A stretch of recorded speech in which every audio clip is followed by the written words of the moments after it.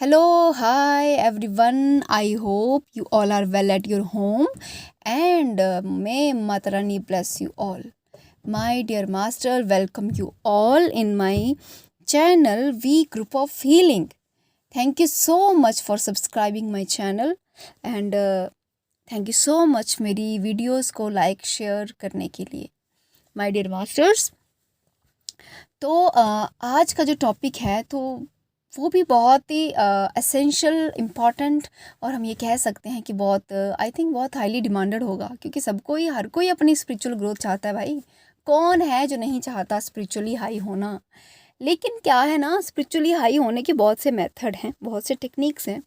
लेकिन यहाँ पे मैं कुछ 5 टूल्स एंड टेक्निक्स आपके साथ शेयर करूँगी जो कि आपकी स्पिरिचुअल ग्रोथ को बहुत फास्ट तरीके से हाई ले जाएंगे. रैपिड क्विक, जिसको हम कहते हैं ना रैपिड ग्रोथ, वो जो रैपिड ग्रोथ है ना वो इन 5 टूल्स के अपनाने के बाद आप में आएगी.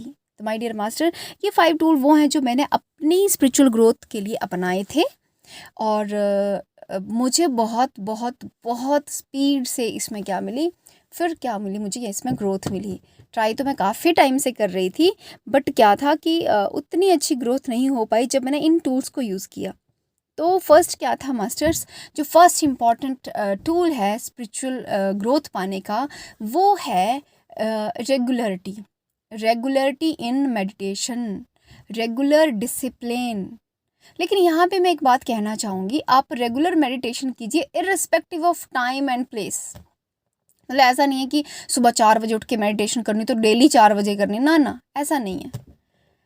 हाँ, इतना है कि अगर आप 30 मिनट मेडिटेशन है तो डेली 30 ही मिनट कीजिए, और वो कभी भी कीजिए, सुबह कीजिए, दोपहर कीजिए, शाम कीजिए, लेकिन 24 आवर में आपको 30 मिनट जो है ना वो अपनी मेडिटेशन के लिए देने ही देने हैं डेली.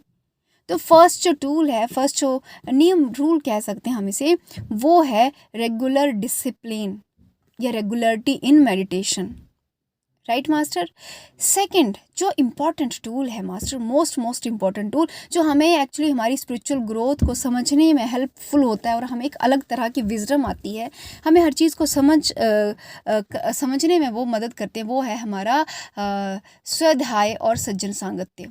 स्वाध्याय मतलब अच्छी स्पिरिचुअल बुक्स को पढ़ना, ठीक है. या फिर अगर आप स्पिरिचुअल बुक्स नहीं पढ़ सकते तो जो बहुत अच्छे मास्टर्स हैं उनकी बातों को सुनिए, उनकी वीडियोस को देखिए, उनकी बातों को समझने का प्रयास कीजिए. वो सब वही बातें बता रहे हैं जो बुक्स में हैं. तो उससे क्या होगा ना, आप में एक अवेयरनेस आएगी, एक विजडम क्रिएट होगी. अच्छा ऐसा भी होता है, अच्छा ऐसा भी होता है, ओके ऐसा भी होता है. तो आप अपनी लाइफ की हर चीज़ को उससे क्या कर पाएंगे, रिलेट कर पाएंगे. तो आई सजेस्ट यू कि आप बुक्स पढ़िए अच्छी, जैसे कि ओशो की बुक्स पढ़ी थी मैंने, बहुत सारी बुक्स पढ़ी ओशो की, ठीक है. ओम स्वामी की बुक्स पढ़ी हैं मैंने, एंड उसके बाद द 1000 सीड्स ऑफ जॉय पढ़ी है, सीतायन पढ़ी है, राइट. लेकिन अगर आपको लगता है यार ये बुक्स पढ़ना ना बहुत बोरिंग काम है, ये मेरे बस का काम नहीं है और मेरे पास इतना टाइम भी नहीं होता, तो मास्टर खाना बनाते उठते बैठते आप जो भी मास्टर्स हैं, बहुत अच्छे मास्टर्स हैं, उनकी आप ऑडियो वीडियो लगा के सुनिए, ठीक है. और उनमें आपको बहुत सा ज्ञान मिलेगा मास्टर, बहुत इंपॉर्टेंट ज्ञान मिलेगा, बहुत अच्छा ज्ञान मिलेगा, ठीक है. और उसको आप अपनी लाइफ से कोरिलेट कर पाएंगे. नेक्स्ट जो इम्पॉर्टेंट टूल है, थर्ड वन इज़ हीलिंग और shadow side. Master shadow side पे मैं एक अलग से, वैसे मैंने वीडियो बनाई है इसकी एक, लेकिन मैं फिर से एक बार बनाऊंगी कि शैडो साइड का मीनिंग होता है, आपने बहुत सुना होगा है शैडो साइड को हील करना. एक्चुअली में शैडो साइड का हील करने का मतलब है कि अपने पास्ट को एक्सेप्ट करना, जो भी आपका पास्ट में हुआ है, जो भी आपने कर रखा है, ठीक है, या आप जैसे भी हैं, जैसा भी आपका नेचर है, बिहेवियर है, उसको क्या करना, एक्सेप्टेंस देना. एक्सेप्टेंस देना ही क्या है, एक्चुअली आपकी शैडो साइड हीलिंग है, ठीक है. तो शैडो साइड हीलिंग की टूल्स एंड टेक्निक्स हम फिर कभी डिस्कस करेंगे, बहुत इंपॉर्टेंट टॉपिक है मास्टर्स. मैंने बहुत अपनी शैडो पे बहुत काम किया है, डेली काम किया है, और कभी कभी तो सुबह शाम 2-2 3-3 बार मैंने जब ट्रिगर मिलते थे तो मैंने इस पर काम किया है मास्टर्स. मैंने एक सेल्फ को सेल्फ एक्सेप्टेंस दी है. जब तक हम स्पिरिचुअलिटी में सेल्फ एक्सेप्टेंस नहीं देंगे मास्टर्स, हम बहुत ज़्यादा ग्रोथ नहीं कर सकते, कर ही नहीं सकते. हमें आधा 1 घंटा मेडिटेशन में बैठते हो अच्छा तो ज़रूर लगेगा, लेकिन मास्टर हमें टाइम तो 3D लाइफ में बिताना है ना, तो हम वहाँ पे शांति लेके नहीं आ सकते अगर हम अपने शैडो साइड पे या अपनी एक्सेप्टेंस पे काम नहीं करेंगे तो। सो ये बहुत बहुत most most most important tool है। नेक्स्ट है हमारा जो फोर्थ टूल है, वो है हमारा inner child wound healing. Inner child healing, अरे तुमने बहुत सुना है सुना है मास्टर, लेकिन बहुत से मास्टर ऐसे जो इनर चाइल्ड हीलिंग की वर्कशॉप अटेंड करके भी अपना इनर चाइल्ड हील नहीं कर पाते। मास्टर वर्कशॉप का मीनिंग होता है कि उसमें जो टेक्निक सिखाई जा रही है उसको यूज़ कीजिए। तो आप इनर चाइल्ड हीलिंग का अर्थ क्या है पता है? सेल्फ लव देना, सेल्फ लव करना, irrespective of whatever you are, कुछ भी हो आप सेल्फ लव कीजिए, वही है आपका इनर चाइल्ड हीलिंग। और इनर चाइल्ड हीलिंग जो है ना, वो हमारे रिश्तों में एक मधुरता लेके आती है कि हेल्दी बाउंड्रीज क्रिएट करने में हमारी हेल्प करता है मास्टर। ये भी मैं मतलब शैडो साइड और इनर चाइल्ड हीलिंग को बहुत बहुत इंपॉर्टेंस देती हूँ, प्रेफरेंस देती हूँ इवन। और कुछ छूट जाए कोई बात नहीं, लेकिन यार ये दो चीज़ें नहीं छूटनी चाहिए, डेली इनके ऊपर काम होता ही है मेरा। और ये सारी प्रैक्टिसेस मास्टर्स साथ साथ चलती हैं, ठीक है। ये सारी प्रैक्टिसेस ऐसा नहीं है कि आज मेडिटेशन की तो कल इनर चाइल्ड करते हैं तो परसों नहीं, साइमल्टेनियसली ये दो सब कुछ साथ साथ करेंगे मास्टर। कुछ मेडिटेशन रेगुलर करना है, ट्रिगर मिल रहा है तो अब कभी शैडो साइड हील कर लीजिए, कभी इनर चाइल्ड हील कर लीजिए, ठीक है। सज्जन सागत्य तो डेली ही करना है, स्वाध्याय नहीं कर सकते तो एटलीस्ट आप मास्टर्स की ऑडियो वीडियो सुनी वो तो डेली करना है, राइट।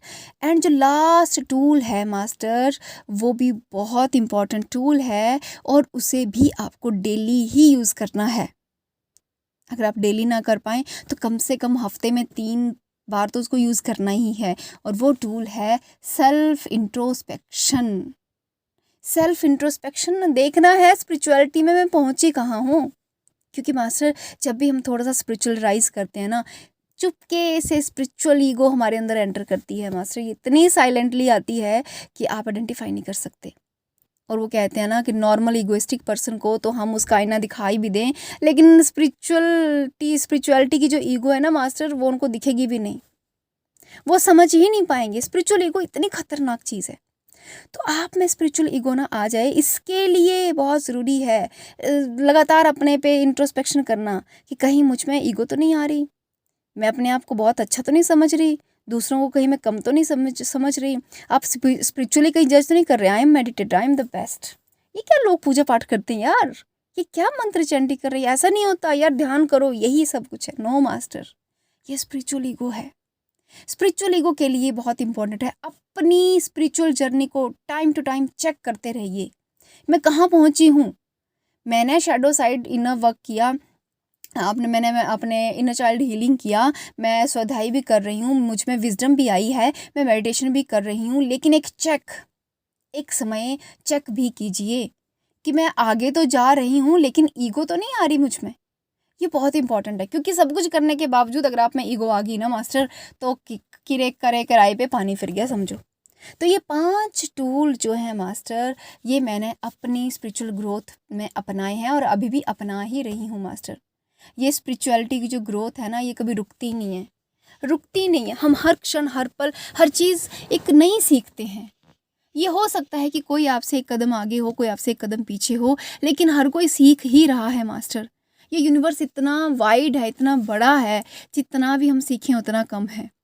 हम भी सीख ही रहे हैं, लेकिन क्या है कि एक जो रैपिड ग्रोथ मैंने पाई है, क्योंकि इन सब में हमारी जो 7 बॉडीज़ हैं, हम स्टेप बाय स्टेप हर एक बॉडी को क्रॉस करते हैं। तो मैंने अपनी एथरिक और इमोशनल बॉडी पे जो कहते हैं ना कंट्रोल पाया है, वो इन्हीं प्रैक्टिसेस पे पाया है। और सबसे ज़्यादा काम अगर स्पिरिचुअल ग्रोथ में, स्पिरिचुअलिटी में करना रहता है तो वो हमारी इमोशनल बॉडी पे ही रहता है, क्योंकि हम इमोशनली बहुत स्टेबल होते हैं। हाय हाय, रोना धोना ड्रामा, हो पूछो मत, है ना।